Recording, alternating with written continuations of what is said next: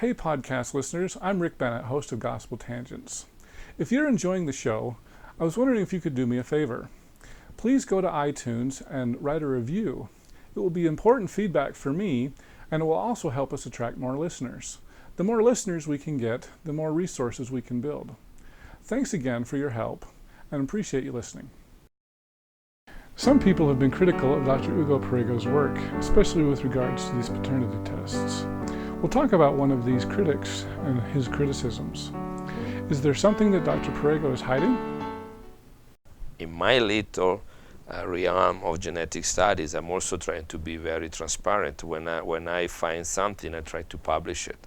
And when I publish, I try to make available all the techniques and the processes and how I build that study and how I reach those conclusions, and I put the data there so that people can see it, and you can, which is one requirement in science, you should be able to give enough information to others that if they want to duplicate the study and make sure that they reach the same conclusion, they're able to do so, right?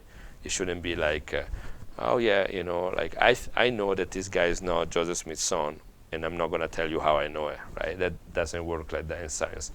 But of course, I cannot share the name of people that give me their DNA samples because of privacy. I'm telling you maybe the ancestor or the line from where I found this individual, then I code the names, I use some IDs.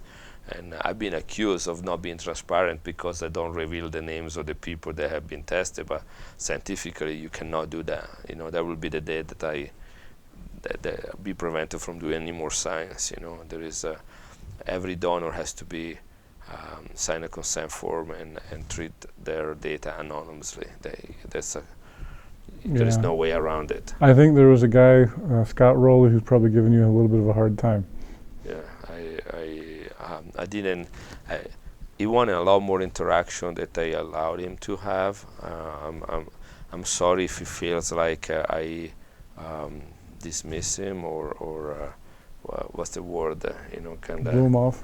Huh? Blew him off. Blew him off. Yes, I think it's that. But the little that he had approached me was not, I think, the best way. He could have done a lot better way. He wasn't clear, he wasn't transparent, he didn't tell me up front what was he up to. His Sunstone presentation, I wasn't there, but I had several friends that went to it, took pictures, and he was not the nicest guy in my regards. And if this is how you want to work together, and then what else?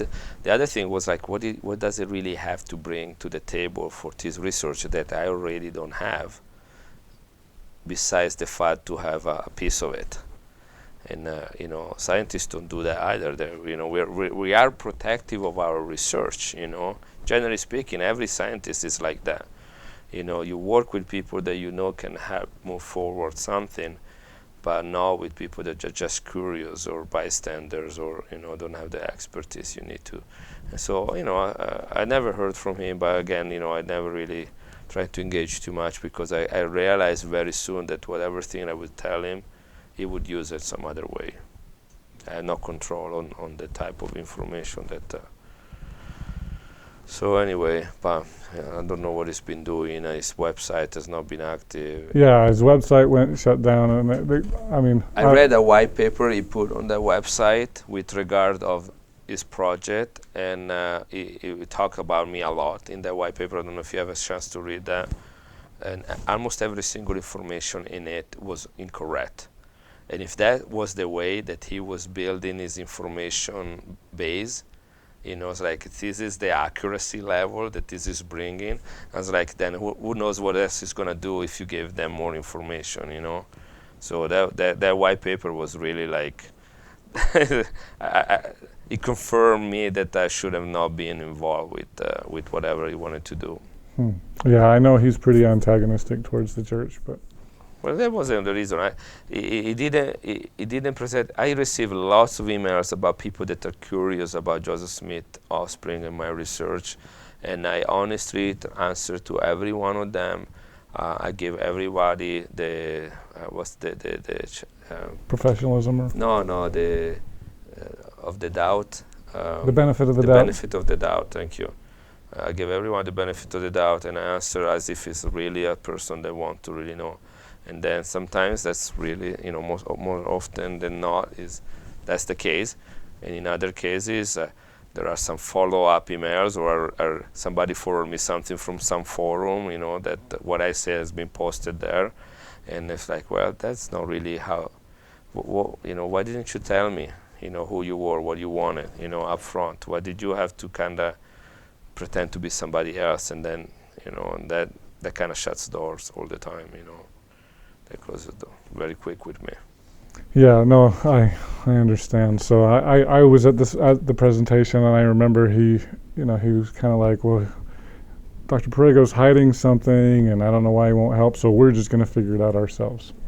And he's like, and I got $100 for anybody that wants to take a test if you're a descendant of, Josephine Lyon or Joseph Smith or whatever. So. And I actually was recruited by the Josephine Lyon descendants. That's how the whole project started. You have to understand that there are people here. No matter how curious you are about history and how much of a National Geographic experience it is for you, or a Discovery Channel, whatever it is, there are real people involved. People that are alive, people that are descendants of these individuals. And they have a relationship with their ancestors that is a lot different than you have with them.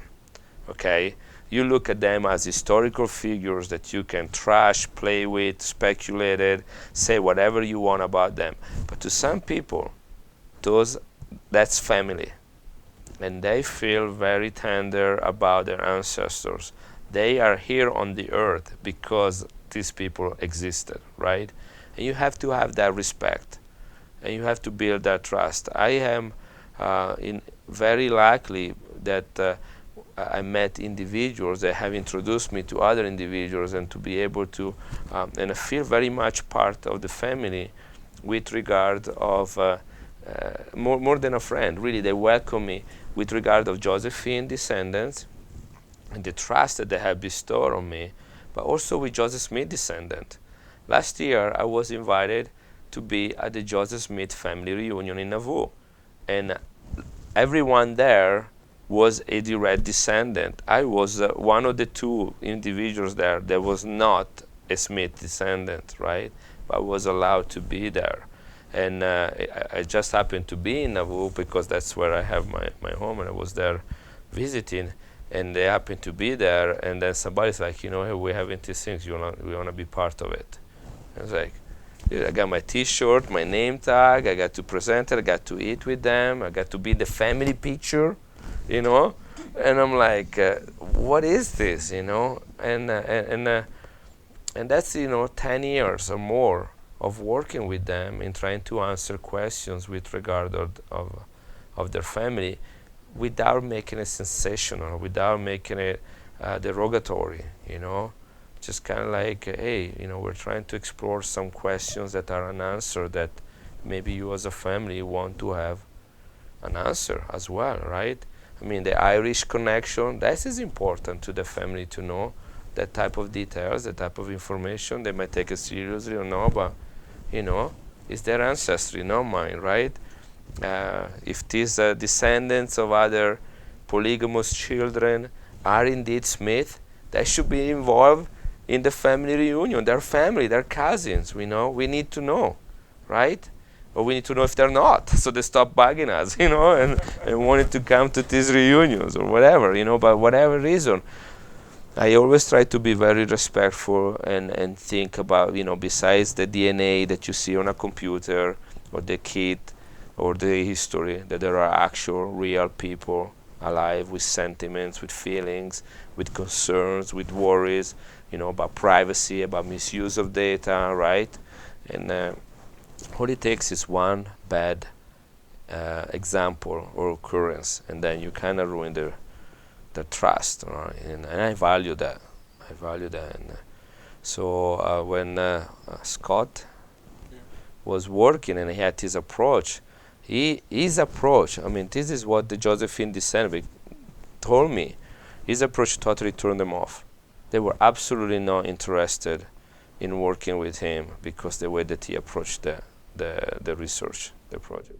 Yeah, I actually remember one of them actually kind of got up and defended you to him. Right. So I think that because they knew about this, they read it and they spread the word, and then a few went there, and a few were there at MHA. And I actually wish I had such a little time, and I'm always kind of a little bit nervous when I'm in front of a lot of people.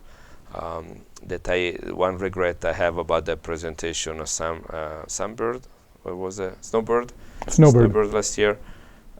Was not to acknowledge their presence. I really wish that we could have them stand up. The lions. The lions. We had maybe 6 or 7 of them sitting together during my presentation. They already knew the results. I already presented to them because I wanted to. That's another thing. It's like, we met, we had dinner together a few weeks before, and I was like, this is what I'm going to present at MHA, and I did the whole presentation to them. It's like, is there anything that I'm saying here that you find objectable or offensive or the concern about, right? And when they gave me the okay, then I felt like, and then they were there sustaining me in that, that was important.